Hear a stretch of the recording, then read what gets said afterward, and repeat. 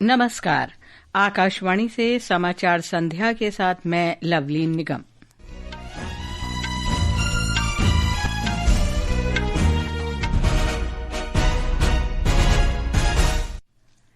सरकार ने रेहड़ी पटरी विक्रेताओं के लिए प्रधानमंत्री स्वनिधि योजना के पुनर्गठन और 2030 तक विस्तार को मंजूरी दी।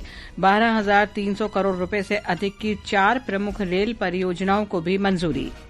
विदेश राज्य मंत्री कीर्तिवर्धन सिंह ने अमेरिका के भारतीय आयात पर 50% शुल्क लगाने के फैसले को अनुचित और अविवेकपूर्ण बताया। कहा, सरकार देश को किसी भी कीमत पर नुकसान नहीं होने देगी। जम्मू कश्मीर, हिमाचल प्रदेश और पंजाब में लगातार बारिश से व्यापक तबाही। प्रशासन आवश्यक सेवाओं की बहाली में लगा हुआ है। उत्तर रेलवे ने जम्मू क्षेत्र में 45 ट्रेनें रद्द की। रूस ने यूक्रेन के 6 ऊर्जा अवसंरचना पर बड़े पैमाने पर ड्रोन हमले किए। और भारत के अनीश भानवाला ने कजाकिस्तान में एशियाई निशानेबाजी चैंपियनशिप में पुरुषों की 25 मीटर रैपिड फायर पिस्टल स्पर्धा में रजत पदक जीता। अब समाचार विस्तार से। केंद्रीय मंत्रिमंडल ने आज प्रधानमंत्री रेहड़ी पटरी विक्रेता आत्मनिर्भर निधि पीएम स्वनिधि योजना के पुनर्गठन को स्वीकृति दे दी है। मंत्रिमंडल ने 31 दिसंबर 2024 से आगे की अवधि के विस्तार का भी अनुमोदन किया। इसे अब 31 मार्च 2030 तक बढ़ा दिया गया है। योजना का कुल परिव्यय 7,332 करोड़ रुपए है। ब्यौरा हमारे संवाददाता से। इस पुनर्गठित योजना का लक्ष्य 50 लाख नए लाभार्थियों सहित 1.15 करोड़ लाभार्थियों को लाभ देना है। इस योजना के कार्यान्वयन की जिम्मेदारी आवासन एवं शहरी विकास मंत्रालय और वित्तीय सेवा विभाग पर संयुक्त रूप से रहेगी। पुनर्गठित योजना की प्रमुख विशेषताओं में पहली और दूसरी किस्त में बढ़ी हुई ऋण राशि, दूसरा ऋण चुकाने वाले लाभार्थियों के लिए यूपीआई लिंक्ड रुपए क्रेडिट कार्ड का प्रावधान और खुदरा और थोक लेनदेन के लिए डिजिटल कैशबैक प्रोत्साहन शामिल हैं। यूपीआई लिंक्ड रुपए क्रेडिट कार्ड की शुरुआत से स्ट्रीट वेंडरों को किसी भी आकस्मिक व्यवसायिक और व्यक्तिगत आवश्यकताओं को पूरा करने के लिए तत्काल ऋण उपलब्ध हो सकेगा। इसके अलावा डिजिटल प्रणाली को बढ़ावा देने के लिए स्ट्रीट वेंडर खुदरा और थोक लेनदेन पर 1,600 रुपए तक के कैशबैक प्रोत्साहन का लाभ उठा सकते हैं। सरकार ने कोविड-19 महामारी के दौरान अभूतपूर्व कठिनाइयों का सामना करने वाले रेहड़ी पटरी वालों की सहायता के लिए 1 जून 2020 को प्रधानमंत्री स्वनिधि योजना शुरू की थी। अनुपम मिश्र, आकाशवाणी समाचार, दिल्ली। मंत्रिमंडल की आर्थिक कार्य समिति ने कर्नाटक, तेलंगाना, बिहार और असम को लाभान्वित करने वाली 3 परियोजनाओं के मल्टी ट्रैकिंग और गुजरात में कच्छ के दूर दराज के इलाकों को जोड़ने के लिए एक नई रेल लाइन को आज मंजूरी दे दी। ये परियोजनाएं कार्बन उत्सर्जन को कम करने और टिकाऊ तथा कुशल रेल संचालन को प्रोत्साहन देने में योगदान देंगी। इनके निर्माण से लगभग 251 लाख मानव दिवसों का प्रत्यक्ष रोजगार भी सृजित होगा। संपर्क को बढ़ावा देने के लिए स्वीकृत मल्टी ट्रैकिंग परियोजनाओं से 3,000 से अधिक गांवों और 47 लाख से अधिक लोगों को लाभ होगा। इसमें कर्नाटक, तेलंगाना, बिहार और असम को फायदा होगा। प्रस्तावित नई रेल लाइन की अनुमानित लागत 2,526 करोड़ रुपए है। ये परियोजना 3 वर्ष में पूरी हो जाएगी।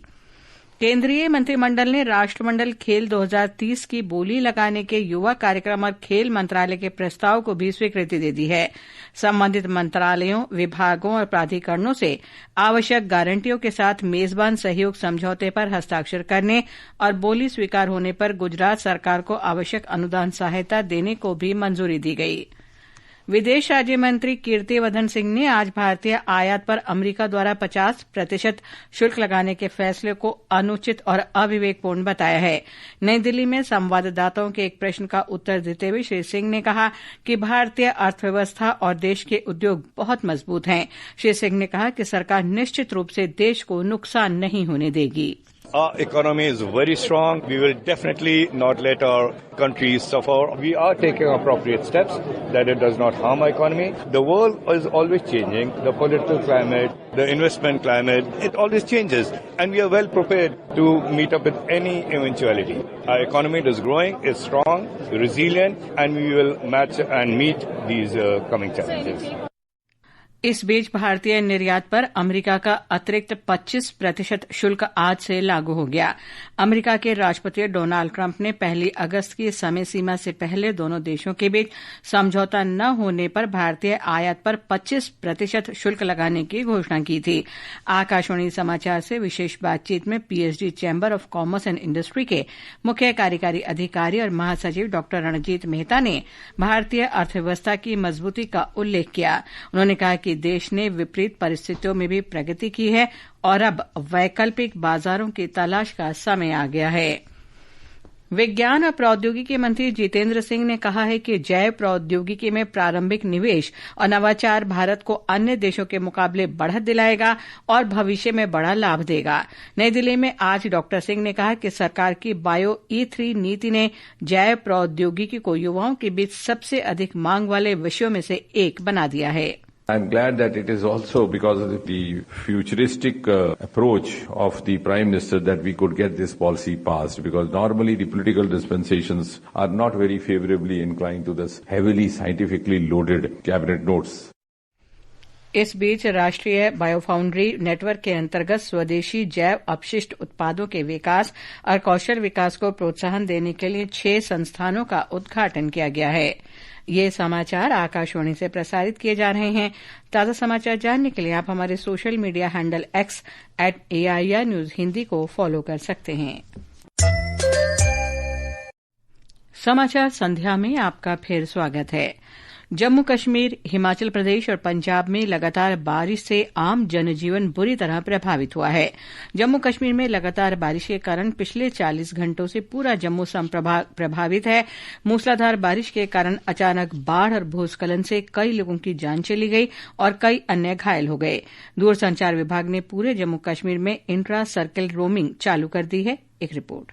वैष्णो देवी यात्रा मार्ग पर अर्धकुंवारी स्थित इंद्रप्रस्थ भोजनालय के पास हुए एक बड़े भूस्खलन में कई लोगों की जान चली गई, जिसके बाद यात्रा को निलंबित कर दिया गया है। डोडा जिले में भीषण बाढ़ के कारण मरमत और टंटा क्षेत्रों में 4 लोगों की मौत हो गई, जबकि 15 मकान और 3 पैदल पुल बह गए। लगातार वर्षा के कारण तवी नदी खतरे के निशान से ऊपर बह रही है। कई सड़कें और प्रमुख राजमार्ग रामबन जिले में कई स्थानों पर भूस्खलन और पत्थर गिरने की घटनाओं के चलते बंद है। प्रभावित क्षेत्रों में बिजली आपूर्ति और मोबाइल नेटवर्क भी बाधित हो गए हैं। एनडीआरएफ ने क्षेत्र में कई टीमें तैनात की हैं। जम्मू में 9 टीमों को भेजा गया है। ये टीमें प्रभावित लोगों की मदद के लिए बचाव और राहत कार्यों में सक्रिय रूप से जुटी हुई है। जम्मू से गुलशन रैना की रिपोर्ट के साथ समाचार कक्ष से नेहा गोस्वामी।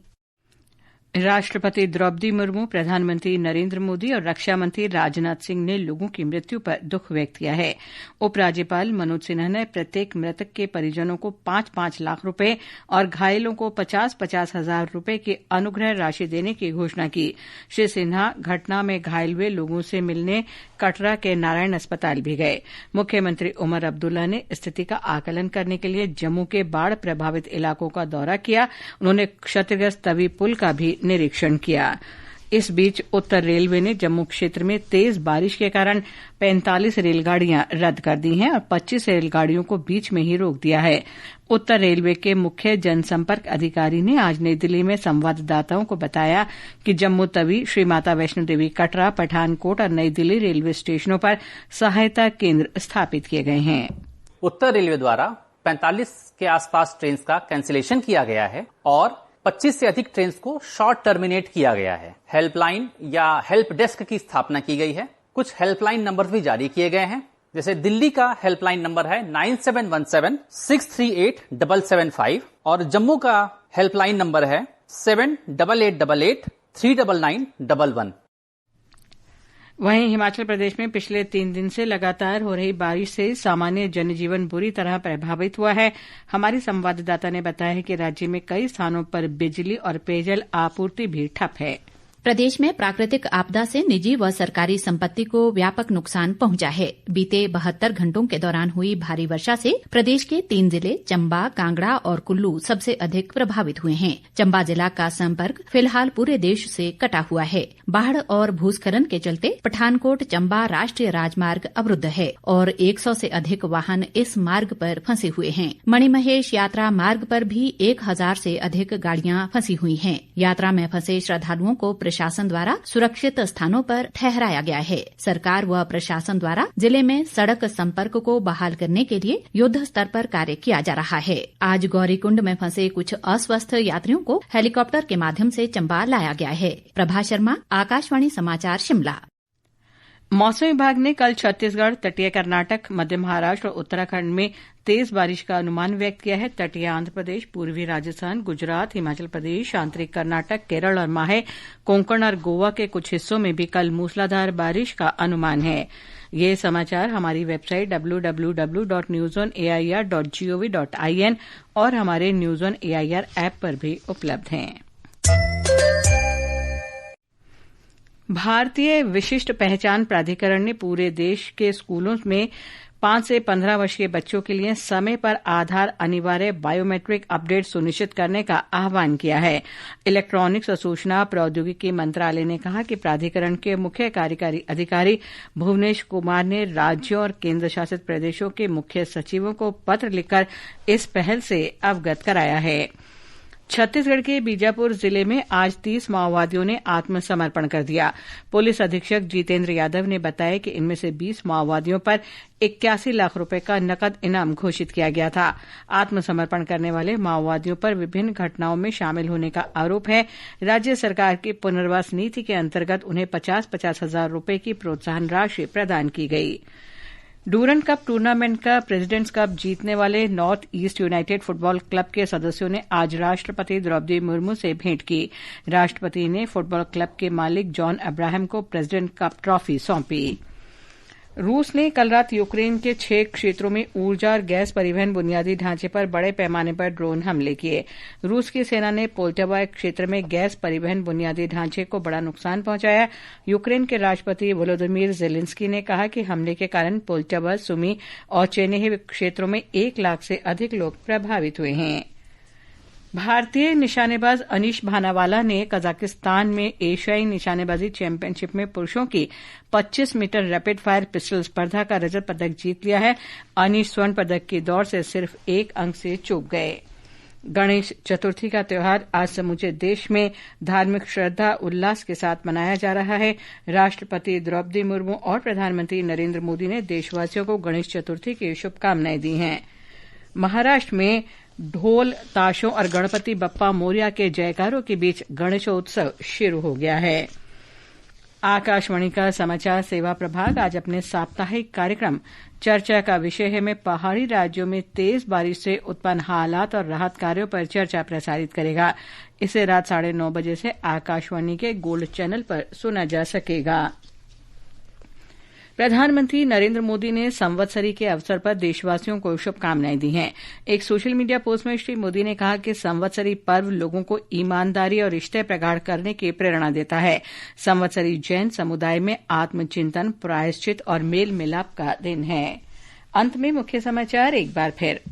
सरकार ने रेहड़ी पटरी विक्रेताओं के लिए प्रधानमंत्री स्वनिधि योजना के पुनर्गठन और 2030 तक विस्तार को मंजूरी दी। 12,300 करोड़ रुपए से अधिक के 4 प्रमुख रेल परियोजनाओं को भी मंजूरी। विदेश राज्य मंत्री कीर्तिवर्धन सिंह ने अमेरिका के भारतीय आयात पर 50% शुल्क लगाने के फैसले को अनुचित और अविवेकपूर्ण बताया। कहा, सरकार देश को किसी भी कीमत पर नुकसान नहीं होने देगी। जम्मू कश्मीर, हिमाचल प्रदेश और पंजाब में लगातार बारिश से व्यापक तबाही, प्रशासन आवश्यक सेवाओं की बहाली में लगा हुआ है।